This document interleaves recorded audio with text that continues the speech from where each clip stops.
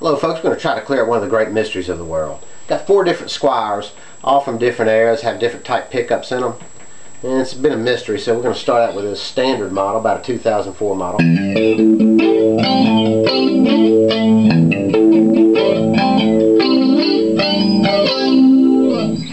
Alright, now we're going to jump up here to an Affinity model, about a 2000 model or so.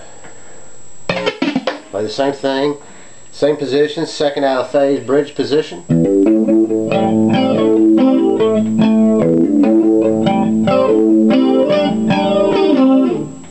Alright, a little bassier to me. Now we're going to jump to a Korean 95 model. Do the same thing.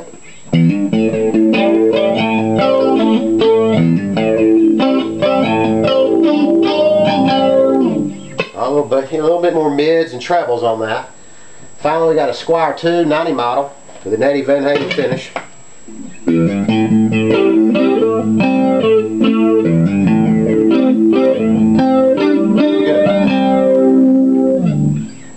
Alright, they all sound pretty good, but the Koreans sound a little bit better.